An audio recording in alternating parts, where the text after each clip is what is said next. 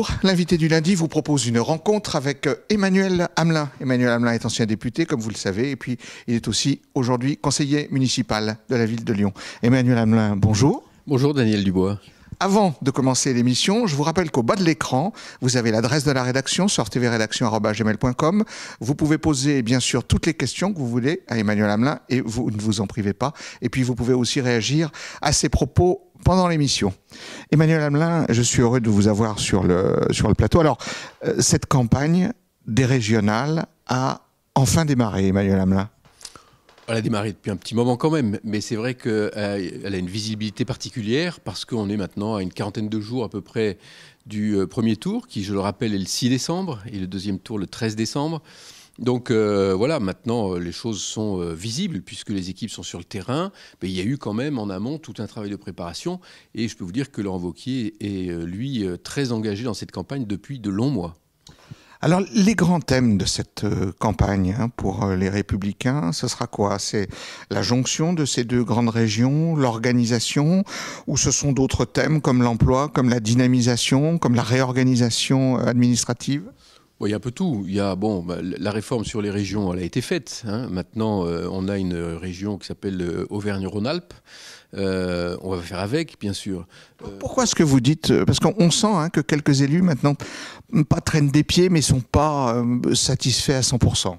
Écoutez, le projet de cette réforme des régions, où on divise par deux le nombre, donc les régions sont aujourd'hui beaucoup plus grandes, devait être l'occasion de réduire un petit peu le millefeuille, de créer une relation un peu plus forte entre la collectivité et les citoyens, et de faire des économies. Bon, il se trouve que sur ces trois aspects-là, c'est un échec. La Cour des comptes récemment a encore précisé que cette fusion de régions va coûter beaucoup d'argent alors qu'elle devait faire des économies. Ensuite, on se rend bien compte, en étant sur le terrain, ce qui est mon cas pour la campagne, même si je ne suis pas candidat, je le répète, eh bien, on se rend compte que les gens, ce dont ils ont besoin aujourd'hui, c'est d'élus de proximité. Or, on va se retrouver avec une région entre Clermont-Ferrand et la Savoie, la Haute-Savoie. Et ça va faire... on se rend bien compte que ce n'est pas du tout ce qu'il fallait faire. Mais pour autant, les régions sont là, la campagne est lancée, donc on va travailler sur l'ensemble de cette région et on va faire en sorte, en tout cas, que cette région retrouve un nouveau souffle. Qu'est-ce que vous voulez dire qu'entre Clermont-Ferrand et la Savoie, vous voulez dire que ce sont des territoires trop différents? Vous voulez dire que, par exemple, les distances sont trop grandes? Qu'est-ce que vous voulez dire quand vous... D'abord, les distances sont effectivement très grandes. Ensuite, on le voit bien, il y aura le siège du conseil régional qui sera probablement à Lyon, et que les distances entre Lyon, Clermont-Ferrand ou Lyon et la Haute-Savoie, ça va faire quand même beaucoup de trajets, etc. Je pense qu'on va perdre un peu en efficacité. Mais au-delà de ça, c'est que les citoyens n'ont pas de visibilité sur ces nouveaux territoires qui sont tout à fait incohérents, qui ont été faits de manière un peu particulière, probablement un peu politicienne. Mais en tout état de cause, les citoyens aujourd'hui, on le voit, ne se reconnaissent pas dans ce redécoupage. Et ceux que je rencontre à Lyon, quand on leur dit qu'ils font partie de la région Auvergne-Rhône-Alpes, ont un peu de mal à s'adapter à ça. Est-ce que vous pensez que, notamment peut-être en Auvergne, peut-être aussi en Rhône-Alpes, est-ce que vous pensez qu'avec cette jonction de ces deux grandes régions, est-ce que des organismes ou des agences ou des associations peuvent avoir quelques craintes de réorganisation, de rationalisation? Est-ce qu'il faut s'attendre à quelques réactions à la fusion? On le voit déjà, et à tous les niveaux, y compris au niveau de l'État. On voit bien, les directions régionales aujourd'hui vont changer, vont prendre une nouvelle dimension. Ça pose des problèmes de réorganisation, de gestion du personnel qui ne sont pas des questions faciles. Donc ces problèmes-là, on les retrouve évidemment au niveau local. Alors bien évidemment, l'objectif c'est de fusionner, de mutualiser des services équivalents d'une région à une autre, mais ça ne va pas se faire facilement et ça ne va pas se faire sereinement. Donc on va bien être obligé de répartir des sous-directions ou des directions ici ou là pour bien mailler le territoire. Donc tout ça va être très compliqué. Moi je vois par exemple l'équipe de Kéran qui a un cabinet de 30 conseillers avec 12 chauffeurs à sa disposition pour une région Rhône-Alpes, si par malheur il était élu au mois de décembre, qu'est-ce que ce serait avec une région de cette taille-là? Donc, vous voyez, bon, les problèmes d'organisation se posent. C'est une des raisons d'ailleurs pour lesquelles le Conseil d'État a dit que cette réforme de grandes régions allait coûter probablement beaucoup d'argent.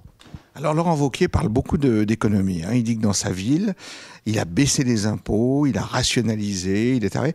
Et pour Rhône-Alpes, il dit qu'il essaiera lui aussi, par exemple, de baisser les frais de personnel. Est-ce que c'est crédible ?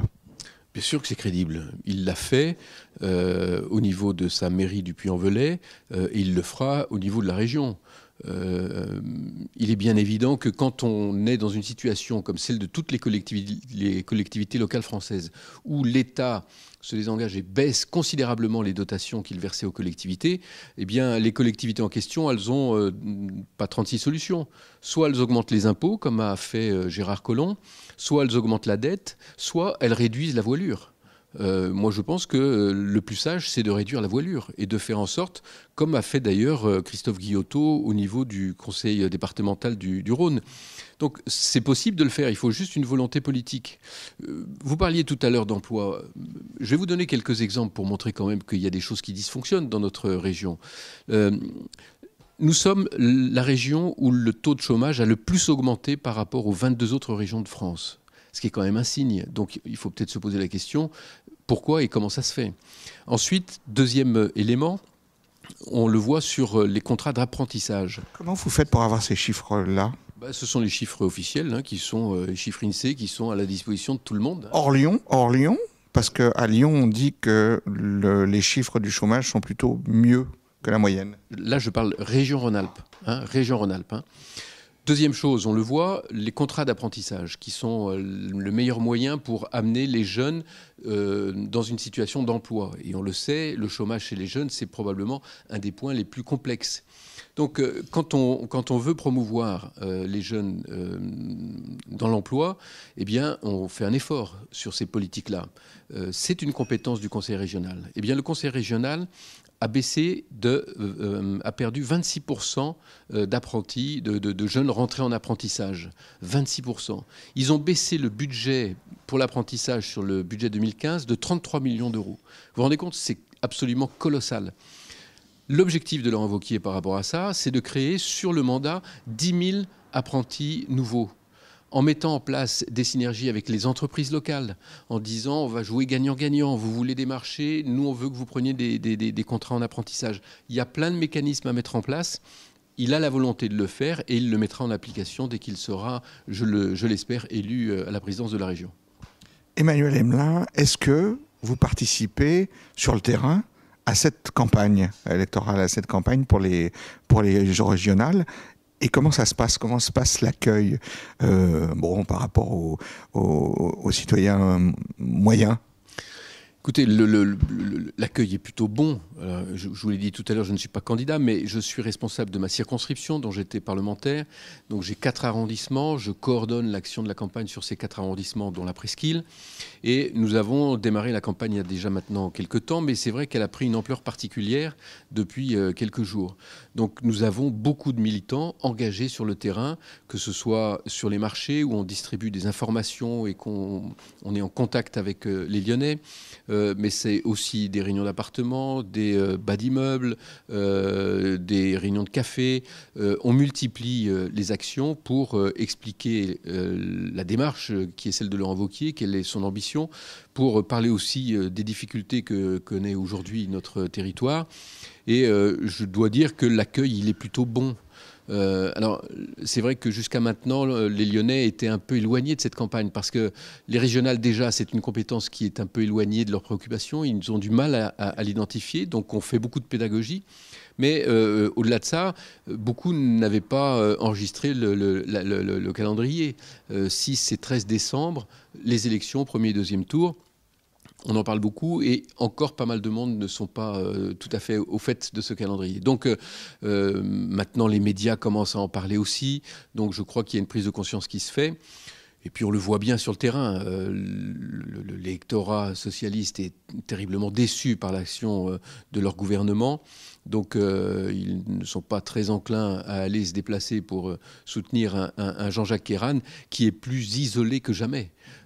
Toute sa majorité avec laquelle il a gouverné pendant ce mandat a explosé. Tout le monde est candidat contre lui. Et j'allais dire, même le Parti socialiste lyonnais qui ne fait pas campagne pour Jean-Jacques Ayrault. On l'a bien vu, les relations entre Ayrault et Collomb sont exécrables. Donc Jean-Jacques Ayrault est un homme totalement isolé.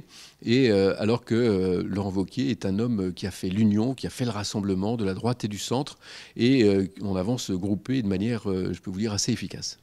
Emmanuel Hamelin, merci d'avoir répondu à nos questions. Je rappelle qu'au bas de l'écran, vous avez à nouveau l'adresse de la rédaction, surftvrédaction@gmail.com. Vous pouvez poser toutes les questions que vous voulez à Emmanuel Hamelin et vous pouvez surtout réagir à ses propos pendant l'émission. L'invité du lundi se termine. La semaine prochaine, nous aurons un autre invité. À bientôt.